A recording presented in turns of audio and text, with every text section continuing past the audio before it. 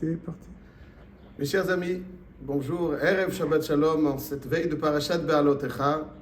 Je tenais à vous adresser un petit message de notre Parashat tout de même, au bas de l'immeuble de M. Cohen Izacher Latov. Nous allons dire un petit enseignement concernant la Parashat de Be'alotecha. Dans la Parashat de Be'alotecha, on est décrit la façon, les critères qui vont diriger le Ham Israël au moment où ils vont quitter leur campement et là où ils vont camper. Lorsque le Hanan, lorsque la nuée qui les entourait se déplaçait, le Ham Israël se déplaçait. Lorsque la nuée s'arrêtait, stoppait, le Ham Israël stoppait. Il suivait toujours cette nuée qui était donc le critère selon lequel ils allaient voyager ou camper. Al-pi Hashem yachanu ve'al-pi Hashem yisaou. C'est avec l'orientation d'Hachem qu'ils vont décider de se déplacer et qu'ils vont décider de camper. La Gemara dans Masechet Shabbat, la Flamed Aleph Amud Bet, rapporte la vie de Rabbi Yossé. Rabbi Yossé nous dit que Soter al-menat livnot, c'est uniquement quand on est Soter al-menat livnot bimkomo. J'explique, c'est très très simple. Toutes les mlachot de Shabbat sont des mlachot créatrices, bonificatrices, créatrices. Parmi les mlachot qui a priori ne sont pas des mlachot créatrices, c'est la mlacha par exemple de stira. Quelqu'un qui est soter, il détruit. La Mishnah nous dit dans Masechet Shabbat, kol hamekalkelin peturim. Quelqu'un qui n'est pas dans une dynamique de création bonificatrice, mais au contraire de destruction, ça n'est pas une mlacha. Quelqu'un qui abîme quelque chose, il ne crée rien. Alors ça ne peut pas être une mlacha. Quelqu'un qui est soter, chez lo almenat livnot, lorsque quelqu'un détruit un bâtiment, pas pour le reconstruire, alors il n'est pas là dans un élan créateur, il est là au contraire dans un élan destructeur. Les mlachot de Shabbat sont des mlachot qui doivent ressembler à la création du monde, d'une certaine façon. C'est des mlachot créatrices, bonificatrices.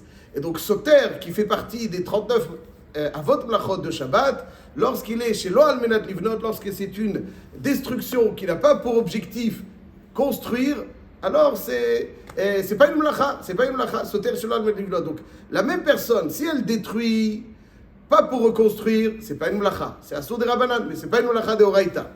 Aval, si elle détruit pour bonifier, pour mieux reconstruire, elle souhaite élargir, elle souhaite bâtir mieux, autrement.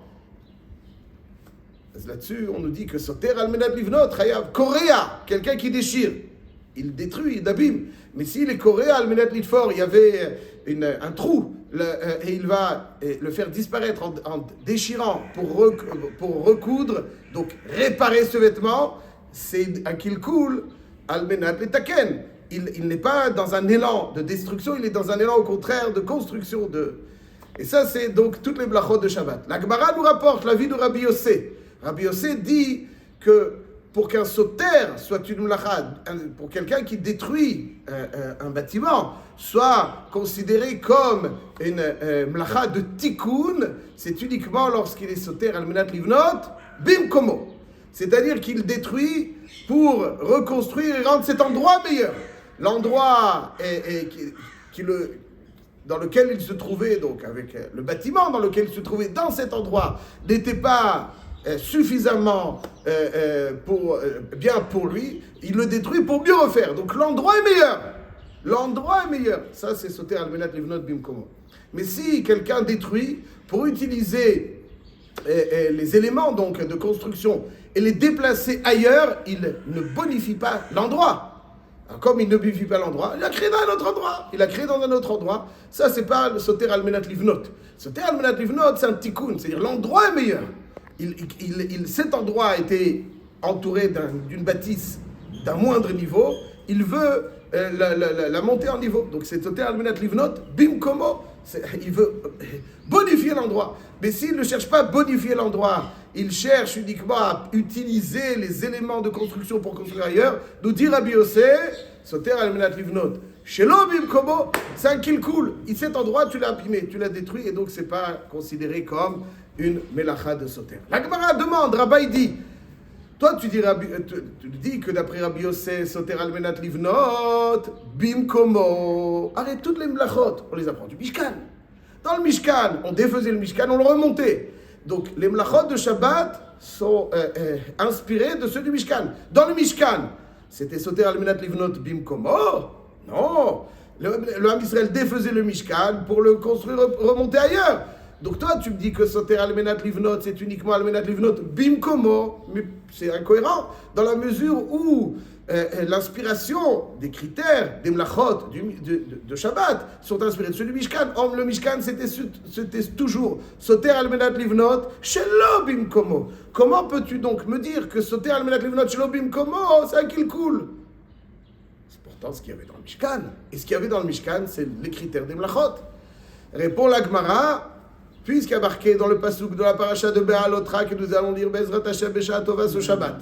Al pi Hashem yachanu ve al pi Hashem yisaou.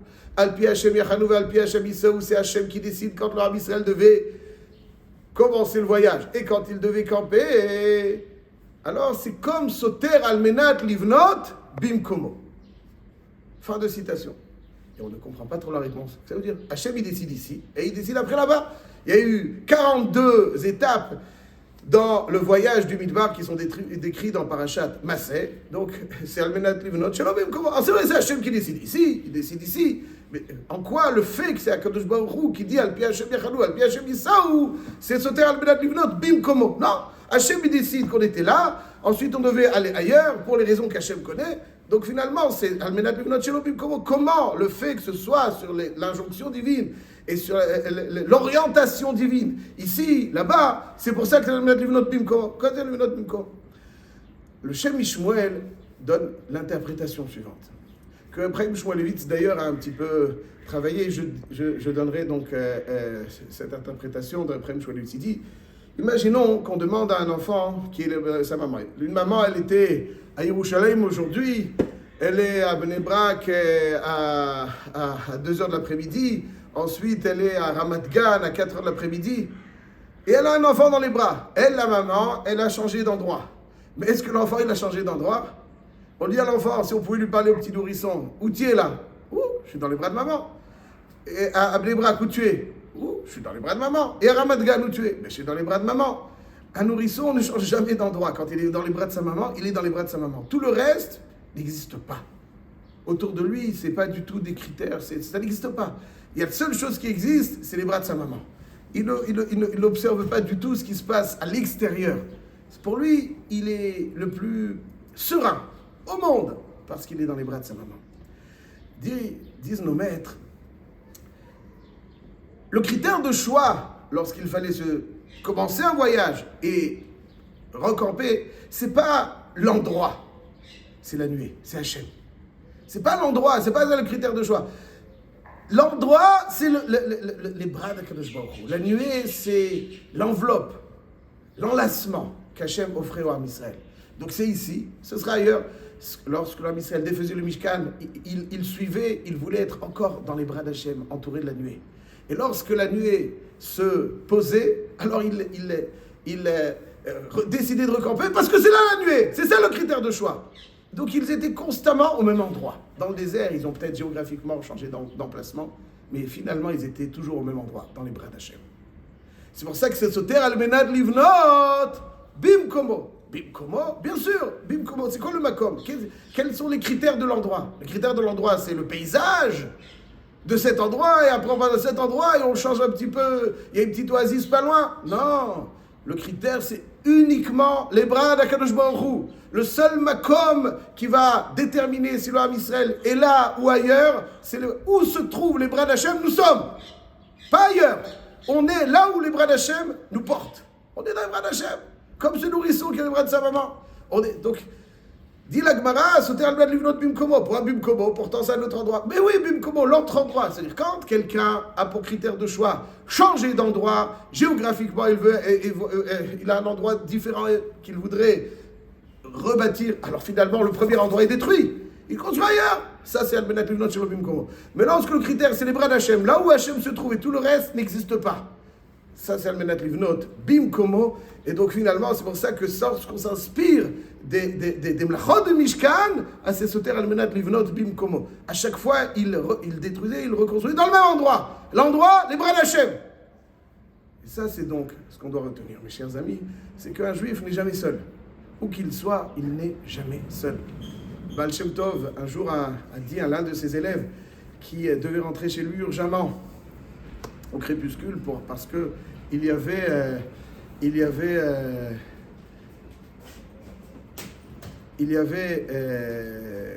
donc la nuit qui tombait, son épouse avait besoin urgemment de lui. Et il dit au Baal Shem Tov, mais j'ai peur, il faut traverser une forêt très, très mal fréquentée. Le Baal Shem Tov lui dit, et j'ai peur d'être seul. Le Baal Shem Tov lui dit, Aïd, un juif, je vous le dis, un juif n'est jamais seul.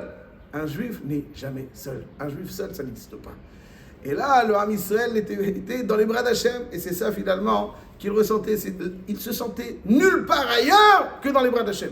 Donc c'est ce terme, les bras d'Hachem sont là. On est là, les bras d'Hachem sont là. C'est le critère de choix, là où il se sentait, là où il se trouvait, il y avait abstraction de tout le reste. Il n'y a rien d'autre qui existait. Il y a les bras d'Hachem qui existaient. Donc c'est toujours le même makom. Là, c'est le même makom, on est dans les bras d'Hachem.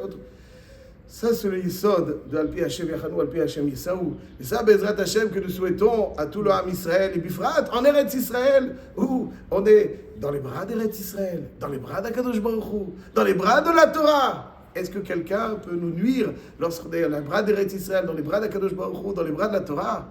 C'est même pas un rêve, personne ne peut nous nuire. Bezrat Hashem, que le Ham Israël passe un excellent Shabbat, qu'on n'ait que des bonnes nouvelles, et que le Ham Israël retrouve, continue à se développer, continue à s'épanouir pour être dans la plus grande des sérénités, la plus grande des tranquillités, pour être, Bezrat Hashem, recevoir le plus rapidement possible Mashiach Tzidkenu B'meira B'Yameinu.